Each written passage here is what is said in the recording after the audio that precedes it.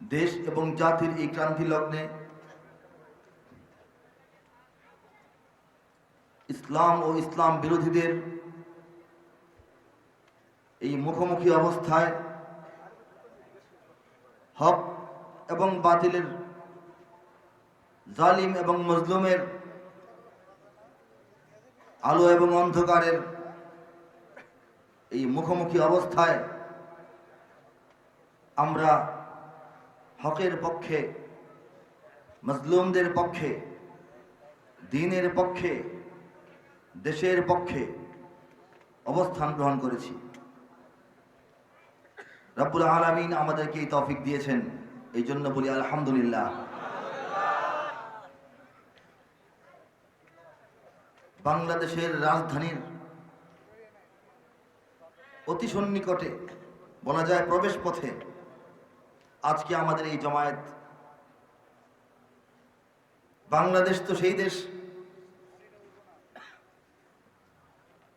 যেই দেশ আরব থেকে বহুদূর রাসূল পাক সাল্লাল্লাহু আলাইহি সাল্লামের জন্মভূমি, সাহাবায়ে কেরামের বিচরণ ভূমি, মক্কা এবং মদিনার পুণ্যভূমি থেকে বহুদূর, আবার ইসলামের গোড়াপত্তনের জামানা থেকে আমরা অনেক পর, আরব থেকে হাজার হাজার মাইল দূরে অবস্থিত এই বাংলাদেশ, আর রাসূলের জামানা থেকে ১৫০০ বছর পরের এই বাংলাদেশ। ঠিক কিনা জোরে বলেন? বাহ্যিক যুক্তি মতে বাংলাদেশে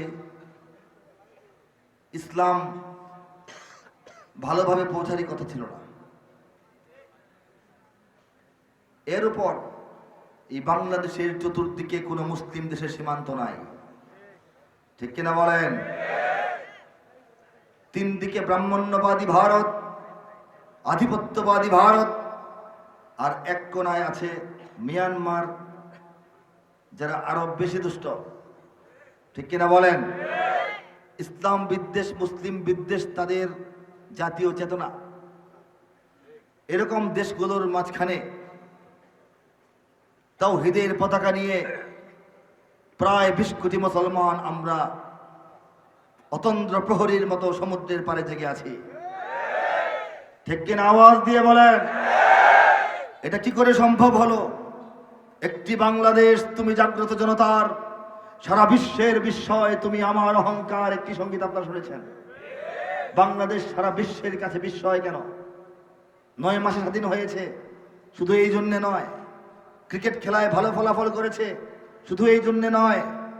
বাংলাদেশের আলাদা বর্ণমালা আছে, ভাষা আছে, ভাষার জন্য এই দেশের মানুষ জীবন দিয়েছে, শুধু এই জন্যে নয়। এই দেশে ৬ ঋতুর পরিবর্তন সারা দুনিয়ায় এরকম নেই, শুধু এই কারণে নয়। প্রধানতম আসল কারণ হচ্ছে এই যে বললাম, আরব থেকে দূরে, রাসূল থেকে পরে, চতুর্দিকে কোনো মুসলিম দেশের সীমানা নাই, এবং এই যে একটা বিচ্ছিন্ন অবস্থা, এই অবস্থায় এই সাগর পারের দেশ, এই নদী নালার দেশ, এই গরিব কাঙালের দেশ, এই পেটকাটা মাটির দেশ, এই পোকামাকড়ের দেশ বাংলাদেশকে রব্বুল আলামিন আরবের পর ইসলামের দ্বিতীয় বৃহত্তম দুর্গ হিসেবে গড়ে তুলেছেন। এদেশের প্রত্যেকটা মুসলমানকে অদূর ভবিষ্যতে তাওহীদ এবং শিরকের মধ্যে যে লড়াই হবে, কুফর এবং ঈমানের মধ্যে যে লড়াই হবে, জালিম এবং মজলুমের মধ্যে যে লড়াই হবে, হক এবং বাতিলের মধ্যে যে লড়াই হবে, সেই লড়াইয়ের জন্য বাংলাদেশের মুসলমানদেরকে রব্বুল আলামিন রিজার্ভ ফোর্স হিসেবে তৈরি করছেন। সেই রিজার্ভ ফোর্সের সদস্য আমরা কারা কারা হাত তুলে প্রমাণ করব। তাকবীর হবে, আপনাদের মধ্য থেকে একজন তাকবীর দেবেন, দাঁড়িয়ে তাকবীর দেবেন একজন আপনাদের মধ্য থেকে।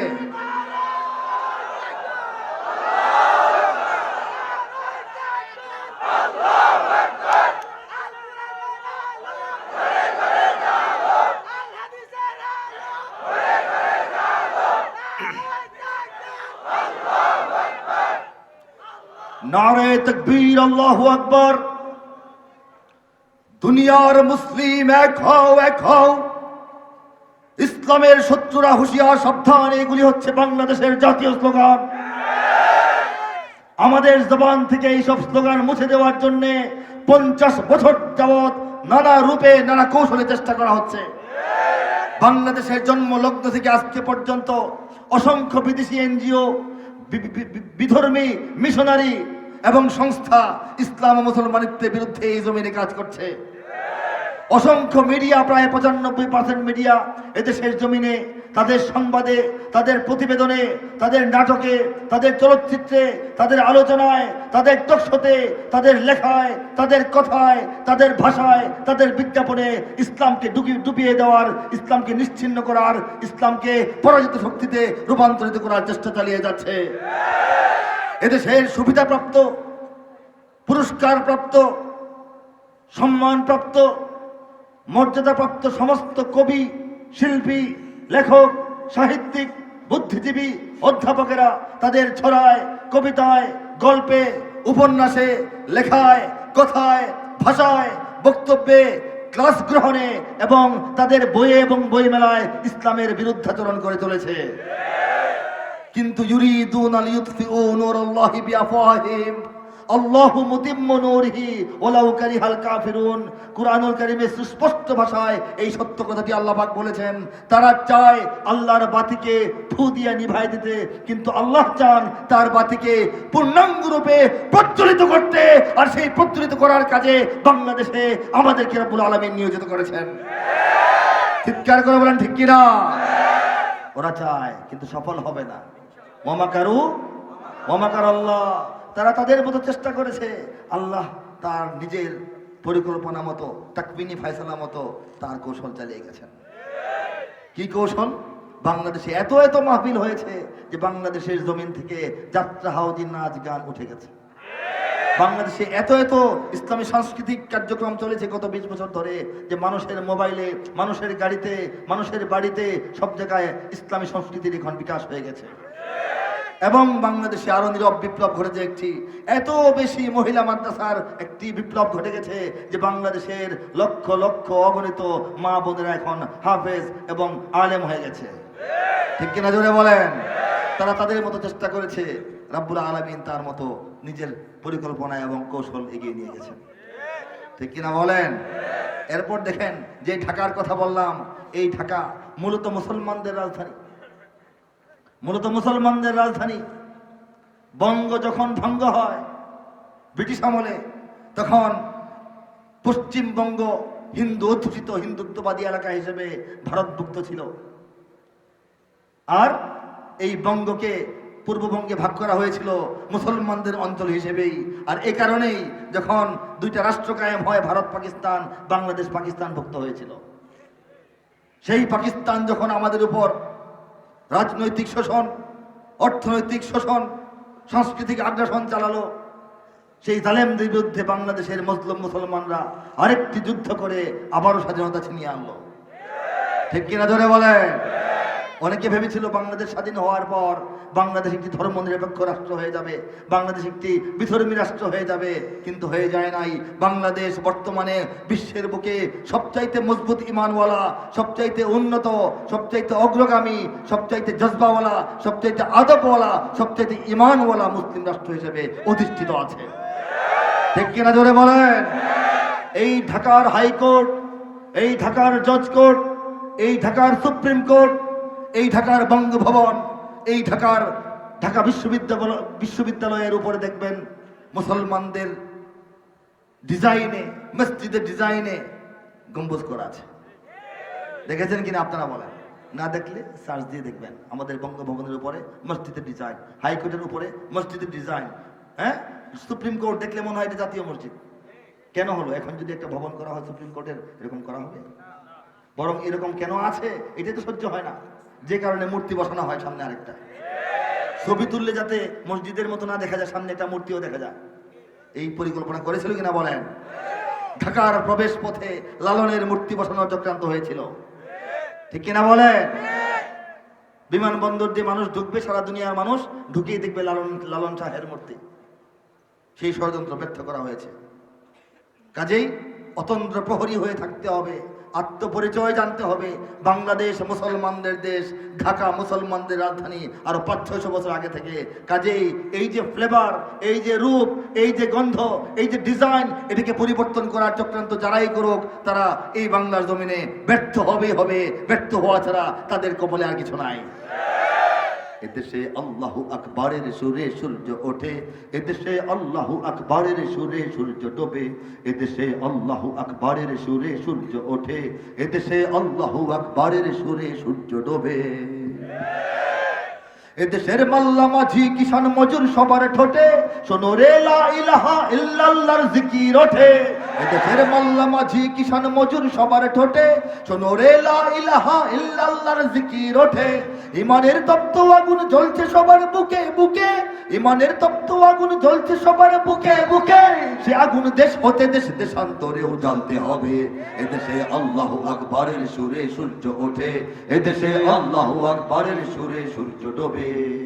এদেশে আল্লাহু আকবারের সুরে সূর্য ওঠে, এদেশে আল্লাহু আকবারের সুরে সূর্য ডোবে। কথা ঠিক কিনা জোরে বলেন। ইমানের তপ্ত আগুন জ্বলছে সবার বুকে বুকে। কার কার অন্তরে সেই আগুন লুকায়িত আছে? হাত তুলে দেখা। সে আগুন দেশ হতে দেশ দেশান্তরেও জ্বালতে হবে। এই যে দ্বিতীয় কথাটা, এই কথাটা সারা দুনিয়ার ইসলাম বিরোধী শক্তি, সারা দুনিয়ার বাংলাদেশ বিরোধী শক্তির মাথায় একটা বাজ পড়ে। যে দেশের মানুষেরা তারা বলতেছে ইমানের তপ্ত আগুন নাকি তাদের অন্তরে জ্বলে, এতে তারা সন্তুষ্ট নয়। সেই আগুন দেশ হতে দেশ দেশান্তরে তারা জ্বালিয়ে দেওয়ার প্রত্যয় ঘোষণা করেছে। এই যে আমাদের প্রত্যয়, এই যে আমাদের সাহস, এই যে আমাদের আকাঙ্ক্ষা, এই যে আমাদের স্বপ্ন, এই শব্দটাকে, এই স্লোগানটাকে, এই বক্তব্যটাকে, এই মেসেজটাকে ভয় পেয়ে দিল্লি কম্পমান, ওয়াশিংটন কম্পমান, মস্কো কম্পমান, সারা দুনিয়া কম্পমান। কাজেই বাংলাদেশের মানুষ নিজেদেরকে ছোট ভাবলে হবে না। আল্লাহ পাক আমাদেরকে বড় করেছেন, ইসলাম রক্ষার দায়িত্ব দিয়েছেন, ইসলাম প্রতিষ্ঠার দায়িত্ব দিয়েছেন। শুধুমাত্র ইসলাম প্রতিষ্ঠার জন্য এই বাংলাদেশের জমিনকে আল্লাহ পাক নির্ণয় করেছেন, নির্ণীত করেছেন। এর প্রমাণ হলো বাংলাদেশের এই অজস্র কোটি কোটি মুসলমানদের এই সাজানো বাগান, যেটা হওয়ার কথা ছিল না। আরব থেকে দূরে, রাসূল থেকে পরে, তিন দিকে কোনো মুসলিম দেশ নাই, এখানে কেন মুসলমানদের এই জোয়ার? ঠিক কিনা? এদেশের পথে ঘাটে, এদেশের বাজার হাটে, এদেশের এদেশের এদেশের এদেশের এদেশের গঞ্জে গ্রামে খোদার নামের তাসবিহাতে কত পীর আউলিয়াদের অশ্রু ঝরে গভীর রাতে। এদেশের গঞ্জে গ্রামে খোদার নামের তাসবিহাতে কত পীর আউলিয়াদের অশ্রু ঝরে গভীর রাতে। যে দেশের সন্তানেরা মক্তবে যায় কুরআন বুকে, যে দেশের সন্তানেরা মক্তবে যায় কুরআন বুকে, সে দেশে আল কোরআনের শাসন কায়েম করতে হবে। এদেশে আল্লাহু আকবারের সুরে সূর্য ওঠে, এদেশে আল্লাহু আকবারের সুরে সূর্য ডোবে। সঙ্গে গাইতে পারবেন? এটা কোনো সঙ্গীত নয়, গান নয়, তাহলে আপনারা মোবাইলে দেখতেন, আমি এসে সরাসরি শোনাইতাম না। এটা আমাদের আত্মপরিচয়, আইডি কার্ড। এটা উচ্চারণ করতে হবে, দুশ্মনে কানে কানে আওয়াজ করতে হবে। দুশ্মন তো এতদিন ধরেই চাচ্ছে আমাদের জবান যেন বন্ধ থাকে, তারা চাচ্ছে আমাদের হাত যেন পকেটে ঢুকানো থাকে। এখন যদি জবান থেকে আওয়াজ আমরা বের না করি, যখন জবান বন্ধ করে দেওয়া হবে, তখন চাইলেও বাংলাদেশের মুসলমানরা আরাকানের মুসলমানদের মতো আর কোনো আওয়াজ বের করতে পারবে না। এখন যদি বজ্র মুষ্টি আকাশের দিকে না উঠাই, যখন পরাধীনতার শিকল আমাদের হাত আবার বেঁধে ফেলবে, চাইলেও আমরা হাত আকাশের দিকে করতে পারবো না। কাজে হাতটা তুলে গর্জন করে বিপ্লবের ভঙ্গিমায় আমরা সবাই গেয়ে উঠবো একসঙ্গে হাত তুলে। এদেশে আল্লাহু আকবারের সুরে সূর্য ওঠে, এদেশে এদেশে আল্লাহু আকবারের সুরে সূর্য ওঠে, এদেশে আল্লাহু আকবারের সুরে সূর্য ডোবে। এদেশের জলে স্থলে, এদেশের ফুল ফসলে, এদেশের এদেশের এদেশের এদেশের এদেশের সবুজ মাটি, সবুজ ঘাসে, সবুজ বনে, মদিনার সবুজ মিনার ঝলসে ওঠে দুই নয়নে। এদেশের সবুজ মাটি, সবুজ ঘাসে, সবুজ বনে, মদিনার সবুজ মিনার ঝলসে ওঠে দুই নয়নে। এদেশের শিকড় তো নয় দিল্লিতে বা ওয়াশিংটনে, এদেশের শিকড় তো নয় দিল্লিতে বা ওয়াশিংটনে, এদেশের শিকড় জানি ছড়িয়ে আছে দূর আরবে, এদেশে আল্লাহু আকবারের সুরে সূর্য ওঠে, এদেশে আল্লাহু আকবারের সুরে সূর্য ডোবে, এদেশে আল্লাহু আকবারের সুরে সূর্য ওঠে, এদেশে আল্লাহু আকবারের সুরে সূর্য ডোবে, এদেশে আল্লাহু আকবারের সুরে সূর্য ওঠে, এদেশে আল্লাহু আকবারের সুরে সূর্য ডোবে। স্বাধীনতার 50 বছরে আমরা ঢুকে গেছি, রাত 12টা পার হয়েছে 26শে মার্চ, ঠিক কিনা বলেন? এই 50 বছরে বাংলাদেশ অনেক কিছু দেখেছে। স্বাধীন হওয়ার পরেও আমরা পরাধীন। আমাদের রাজনীতি, আমাদের অর্থনীতি, আমাদের সংস্কৃতি, আমাদের পট পরিবর্তন, আমাদের সরকার গঠন, সরকার পতন, সবকিছুর উপর বিদেশিদের হস্তক্ষেপ থাকে, ঠিক কিনা জোরে বলেন? ভয় পান নাকি? সবকিছুতে 50 বছর ধরে বিদেশিদের হস্তক্ষেপ থাকে, ঠিক কিনা? এরপর সীমান্তে গুলি চলে, পানির ন্যায্য হিস্সা আমাদেরকে দেওয়া হয় না, জোর জবরদস্তি করে ঠকিয়ে আমাদেরকে ট্রানজিট নিয়ে যাওয়া হয়। বিদেশি গোয়েন্দা বিভাগ বাংলাদেশে তৎপর থাকে সব সময়। বিদেশি অবৈধ নাগরিকেরা বাংলাদেশের বিভিন্ন কর্মক্ষেত্রের উচ্চ উচ্চ পোস্টে চাকরি করে, ঠিক কিনা বলেন? বাংলাদেশ, এদেশের শ্রমিকেরা, এদেশের খেটে খাওয়া মানুষেরা, এদেশের উন্নত মেধা যারা আছেন, সারা দুনিয়ায় ছড়িয়ে ছিটিয়ে থেকে কাজকর্ম করে পায়ের ঘাম মাথায় ফেলে যে অর্থ বাংলাদেশে ঢোকান, সেই অর্থের চাইতে বেশি অর্থ শুধুমাত্র একটি রাষ্ট্র বাংলাদেশ থেকে বছরে নিয়ে যায়, ঠিক কিনা? আওয়াজ দিয়ে বলে। তারা আমাদের নির্বাচনকে প্রভাবিত করে, ভোটাধিকার হরণ করে, বাংলাদেশের ইসলামকে তারা দমিয়ে রাখতে চায়, বাংলাদেশের আলেম ওলামাকে তারা নিয়ন্ত্রণ করতে চায়, বাংলাদেশের শিক্ষা থেকে, সংস্কৃতি থেকে ইসলামকে দূর করে দিতে চায়, বাংলাদেশের জাতীয় বিদ্যাপীঠগুলোতে নাস্তিকতার আগ্রাসনে গিলে ফেলতে চায়, ঠিক কিনা বলে? আমরা স্বাধীন হয়েও পরাধীনতার শিকল এখনো সম্পূর্ণরূপে ভাঙতে পারে নাই। দ্বিতীয় আসেন, সুশাসনের অভাবে আমরা ভুগছি। সুশাসন বাংলাদেশে নাই, দুঃশাসন, দুঃশাসন, দুঃশাসন, স্বৈরশাসন, স্বৈরশাসন, স্বৈরশাসন। এই দুঃশাসন এবং স্বৈরশাসনের এই ইয়েতে পড়ে, পাল্লায় পড়ে বাংলাদেশের মানুষ এখন বিতৃষ্ণ হয়ে হতাশায় নিমজ্জিত হয়ে যাচ্ছে, ঠিক কিনা বলে? উন্নয়ন, টেকসই উন্নয়ন নাই, স্বচ্ছ উন্নয়ন নাই, জবাবদিহিতামূলক উন্নয়ন নাই। 1000 কোটি টাকা এনে 100 কোটি টাকার কাজ করা হয়, বাকি 99 কোটি টাকা মেরে দেওয়া হয়। এই অবস্থায় আমাদের উন্নয়ন চলছে। বাংলাদেশের সমসাময়িক স্বাধীন যে রাষ্ট্রগুলি পৃথিবীতে, তারা আরো অনেক আগেই বাংলাদেশের থেকে অনেক বেশি অগ্রসর হয়ে গেছে, অর্থনৈতিক ভিত্তি প্রতিষ্ঠা করে ফেলেছে। সারা দুনিয়ায় তারা একটি গ্রহণযোগ্য পাওয়ার হিসেবে নিজেদেরকে প্রতিপন্ন করতে পেরেছে। বাংলাদেশ এখনো পারে নাই, ঠিক কিনা ধরে বলেন? ন্যায় বিচার থেকে আমরা বঞ্চিত, ন্যায় বিচার আমরা পাই না।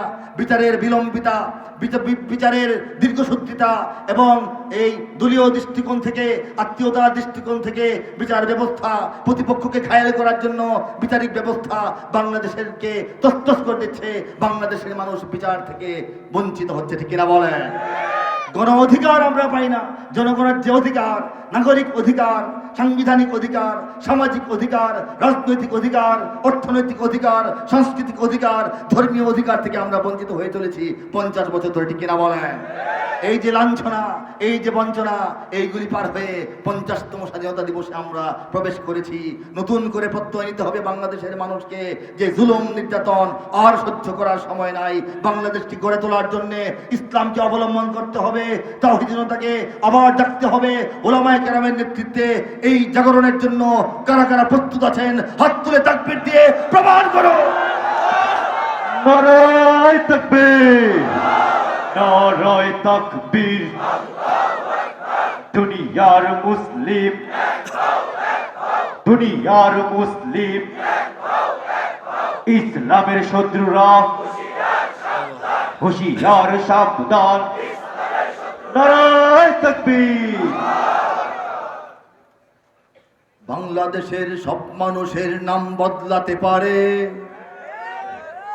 বইয়ের পাতায় স্বাধীনতা সংগ্রাম বদলাতে পারে, বঙ্গোপসাগরের সব পানি যেতে পারে শুকিয়েও, গোটা রাজধানী গিলে নিতে পারে বুড়িগঙ্গার ঢেউ। সুন্দরবন কেটে হতে পারে ইটের ভাটার লাকড়ি, শিল্পপতিরা দেউলিয়া হয়ে খুঁজতে পারেন চাকরি, চোর গুন্ডারা পেয়ে যেতে পারে মন্ত্রীর মর্যাদা, আইনের ফাঁকে কালো টাকা সব হয়ে যেতে পারে সাদা। অনেকেই বলে এই দেশ নাকি হুজুগে জাতির দেশ, দফায় দফায় বদলায় এর রংঢং পরিবেশ। তাই বলে ইসলাম তো এদেশে হুজুগে হবে না শেষ, হুজুগে হবে না শেষ। ইসলাম এ মাটির পরতে পরতে জনপদে ঘরে ঘরে, ইসলাম এ জাতির 90% মানুষের অন্তরে। ইসলাম এ মাটির পরতে পরতে জনপদে ঘরে ঘরে, ইসলাম এ জাতির 90% মানুষের অন্তরে। ইসলাম নিয়ে কেউ ছিনিমিনি খেলে এমন শক্তি নেই, ইসলাম নিয়ে কেউ ছিনিমিনি খেলে এমন শক্তি নেই। আর কিছু থাক না থাক এদেশে ইসলাম থাকবে, সবকিছু বদলে যাক এদেশে ইসলাম থাকবে। ঠিক কিনা বলেন? আওয়ামী লীগের নেতা কর্মীরা বিএনপি হতে পারে, অবাক হব না বিএনপি যদি নৌকায় সিল মারে। রাজপথ থেকে মুছে যেতে পারে গণতন্ত্রের দাবি, শোষকের হাতে চলে যেতে পারে ক্ষমতার তালা চাবি, স্বার্থের হাত নাড়তেও পারে আইনের কলকাঠি। আবার রক্তে লাল হতে পারে আমার দেশের মাটি, ক্লাইভের সাথে হতে পারে ফের মির্জাফরের সন্ধি, বিদ্রোহী কবি হতে পারে ফের লৌহ কপাটে বন্দি। এই বীরদের মাটি বীরদের ঘাটি শহীদের বাংলায়, জনতার ভোটে কিবা ভোট লুটে যেই যাক ক্ষমতায়, নাস্তে নাবুদ হয়ে যাবে যদি ইসলাম ভুলে যায়, ইসলাম ভুলে যায়। ইসলাম এ মাটির পরতে পরতে জনপদে ঘরে ঘরে, ইসলাম এ জাতির 90% মানুষের অন্তরে। ইসলাম এ জাতির পরতে পরতে জনপদে ঘরে ঘরে, ইসলাম এ জাতির 90% মানুষের অন্তরে। ইসলাম নিয়ে কেউ ছিনিমিনি খেলে এমন শক্তি নেই, ইসলাম নিয়ে কেউ ছিনিমিনি খেলে এমন শক্তি নেই। আর কিছু থাক না থাক এদেশে ইসলাম থাকবে, সবকিছু বদলে যাক এদেশে ইসলাম থাকবে। ঠিক কিনা? ঠিক কিনা জোরে বলে? ইসলাম থাকবে, কারণ এই বাংলাদেশে এত আলেম দুনিয়ার কোথাও নাই, এই বাংলাদেশে এত হাফেজ দুনিয়ার কোথাও নাই, এত মসজিদ দুনিয়ার কোথাও নাই, এত আজান দুনিয়ার কোথাও নাই, এত মিনার দুনিয়ার কোথাও নাই। এই বাংলাদেশের মতো তরতাজা ইমানের বাগান দুনিয়ার কোথাও আপাতত দেখা যায় না। কাজে বাংলাদেশের মানুষের দায়িত্ব আছে। এই দেশ তো সেই দেশ, দুশ্মনদের জেনে রাখা উচিত। এই দেশ তো সেই দেশ যেখানে সমস্ত রকমের যানবাহন বন্ধ করে দেওয়ার পর, সমস্ত বাহিনী রাস্তায় নামানোর পর, সবকিছু নিষেধাজ্ঞার আওতায় নিয়ে আসার পরও ইমানের ডাকে সাড়া দেওয়ার জন্য বাংলাদেশের লক্ষ লক্ষ মুসলমান রাতের অন্ধকারের বিভীষিকা ভেদ করে শাপলা চত্বরে গিয়ে হাজির হয়। ঠিক কিনা জোরে বলে? কাজেই যেসব আন্দোলন বাংলাদেশের জমিনে চলেছে, চলছে, চলছিল, কোনো আন্দোলন নিভে যাবে না, থেমে যাবে না, মরে যাবে না। ঠিক কিনা জোরে বলেন? কারণ হলো রব্বুল আলামিন বাংলাদেশের তাকদীর ঠিক করে ফেলেছেন। এখানে ইসলাম প্রতিষ্ঠিত হবে, অনেক ষড়যন্ত্র হবে, কিন্তু টিকবে না। ঠিক কিনা জোরে বলেন?